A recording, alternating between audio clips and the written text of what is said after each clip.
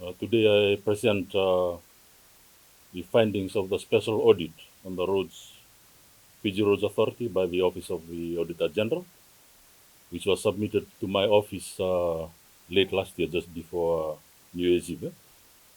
So this update is to provide a summary of the findings of the special audit commissioned by the FRA board for the 3 years period beginning from July 2020 to July 2023. The final report was received by my office late December. The new board of the FRA was appointed in April 2023, and they immediately identified systems and governance breakdowns and a huge cash flow crisis that was crippling FRA. FRA fully utilized its 2022-23 capital budget allocation within 5 months by December 31st, 2022, without any capital expenditure funds for the remaining 7 months up to July 2023. The board had literally no capital funds to operate since its appointment. This was worsened by huge FRA arrears owing to the contractors.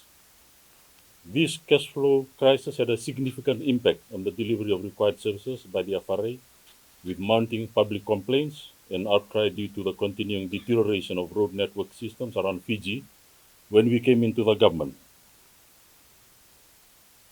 The board had no choice but to make immediate steps to address this crisis situation, and with collaboration and approval by the Line Ministry and Ministry of Finance secured a $50 million overdraft to pay off arrears to our contractors, amounting to over $40 million. With this payment, contractors were able to mobilize immediately and continue the required urgent maintenance works from May 2023 to date. This also triggered the board to commission a special audit well supported by government and the Office of the Auditor General. In accordance with good governance principles and law, due process was followed for an independent special audit to be carried out by the Office of the Auditor General over the 3-year period.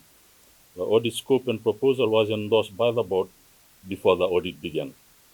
Summary of findings: number one, that the total cost variation and escalation of $405 million were largely facilitated and approved by the former board via flying minutes.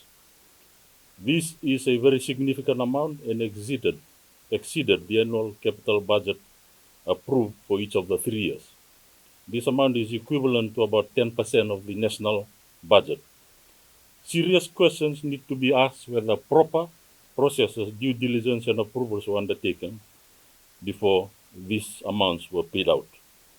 For example, some examples: original contract was 59.1 million, revised 100.7 million, cost overrun 41.5 million. Another project, 65.9 million original contract, revised 118.4 million, cost overrun 50.9 million. In the third example, 61.9 million original contract, revised 65.7, cost overrun 3.7 million. So these are just examples. And we can only imagine if we go back another few years, for example, to 2013. The other second finding, preliminary and feasibility studies not carried out. Number three, changes in project scope after tender was awarded, and fresh tender was not called for significant changes to scope. Number four, under the maintenance program, there were inconsistencies noted in the application of cost escalation formulas applied by the RIP and remake contractors. The OAG observed that the FRA accepted these cost escalation claims made by contractors and facilitated payments without independent verifications. Retention of funds, number five, owed to contractors were utilized by authority due to cash flow crisis. Number six, there was no allocation of specific budgets for emergency works, for example, for natural disasters. And number seven, the auditors also noted that a significant number of key management and middle management positions remained vacant, which were critical to the functions of FRA. The OAG, or the Auditor General Office, also provided 9 key recommendations, and the board will be engaging a consultant to incorporate that into its operational and strategic plan in order to reform the organization for more efficient and effective delivery of its services. Some of the key recommendations which we are looking to reform and also to ensure that such issues which I had highlighted are resolved and not repeated. The need for stringent processes, especially for project planning, the feasibility study, design and engineering, contract management. So this entire process needs to be relooked at and also to involve key stakeholders, particularly public utilities. The management of variations in project scope, again, that's a critical part of project management. The change request process, identification, evaluation, impact analysis, costing of changes. The other recommendation in terms of variation and cost escalations, this must be approved by the authority's board and not via flying minutes. And we also need to ensure that the board has that capacity to assess what is submitted to it. So when I say capacity, that means financial capacity and technical, including the engineering side, who could assess that. So, and the other one is the strengthening of internal audit and compliance, which is a vital role in project management.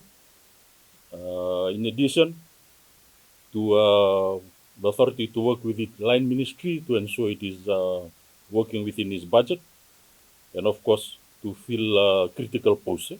But then, as you all know, this is a challenge given the challenge Fiji is facing in terms of technical human resources.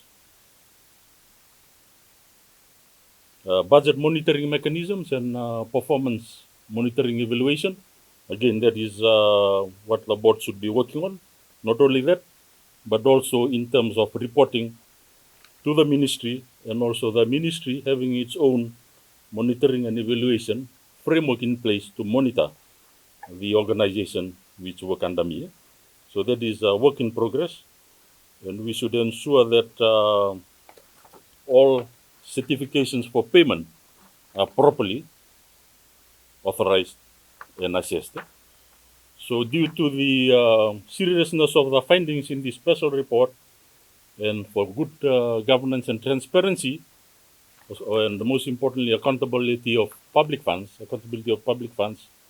I've decided to refer to this report to the board and also approve for forensic and detailed investigation. Thank you.